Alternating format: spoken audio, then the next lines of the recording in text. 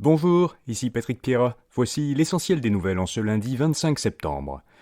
Une sonde de la NASA a largué sur Terre une capsule qui doit contenir 250 grammes de roches et de poussière d'un astéroïde. C'est le plus gros échantillon récupéré par l'Agence spatiale américaine depuis les roches lunaires de son programme Apollo, qui s'est terminé en 1972. Et c'est la première fois qu'une sonde américaine collecte de la matière sur un astéroïde. L'Agence spatiale japonaise était jusqu'ici la seule à l'avoir fait. La NASA prévoit de présenter les premiers résultats d'analyse de cet échantillon le mois prochain. Volodymyr Zelensky était à Ottawa et Toronto en fin de semaine dernière pour sa première visite au Canada depuis l'invasion russe. Il s'est adressé au Parlement où il a remercié le pays pour son soutien financier et militaire et pour avoir accueilli plus de 175 000 Ukrainiens.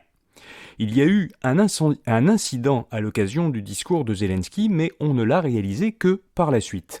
En effet, le président de la Chambre des communes, Anthony Rota, a invité et rendu hommage à un ancien combattant de sa circonscription ontarienne qu'il a présenté comme un héros ukrainien et canadien.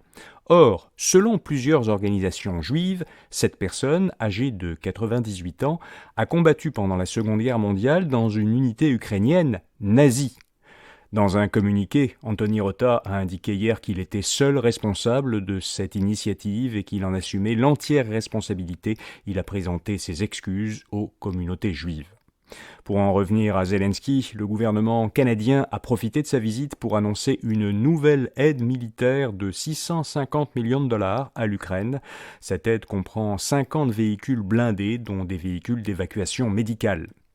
En Ukraine, l'armée ukrainienne a frappé cette fin de semaine le quartier général de la marine russe à Sébastopol, dans la péninsule de Crimée, qui avait été annexée par la Russie en 2014. Au moins un militaire russe aurait disparu, a reconnu Moscou. Hydro-Québec s'est trouvé en position de défendre la communauté LGBTQ+, face à des commentaires en ligne. En fin de semaine dernière, la société d'État avait publié un message de soutien à cette communauté sur le réseau X, anciennement Twitter. Hydro-Québec y disait qu'elle appuyait ses employés pour qu'ils puissent, écrivait-elle, vivre en toute sécurité et authenticité, peu importe leur orientation sexuelle, identité ou expression de genre. Le lendemain, l'entreprise a expliqué qu'elle avait dû fermer les commentaires sous ce message en raison des nombreux dérapages et commentaires agressifs. Hydro a précisé que, selon elle, ces réactions démontrent l'importance de réitérer son appui à la communauté LGBTQ+. Plusieurs milliers d'employés de la fonction publique ont répondu samedi à l'appel du Front commun formé par les 4 grandes centrales syndicales qui représentent 420 000 fonctionnaires des réseaux de la santé, des services sociaux, de l'éducation et de l'enseignement supérieur. Ils ont manifesté samedi. De leur côté, les employés canadiens de Ford ont ratifié une nouvelle convention collective. Selon leur syndicat, Unifor, l'entente comprend d'importantes augmentations de salaire, des avantages sociaux, des primes et un meilleur régime de retraite. Aux États-Unis, 13 000 employés de 3 usines d'assemblage d'automobiles sont en grève depuis 10 jours. Le mouvement de grève s'est étendu ces derniers jours à une trentaine de centres de pièces détachées des fabricants automobiles General Motors et Stellantis.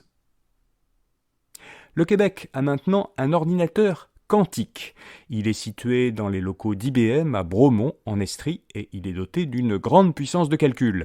Cet ordinateur est géré par la plateforme d'innovation numérique et quantique du Québec, un organisme à but non lucratif fondé par le gouvernement du Québec.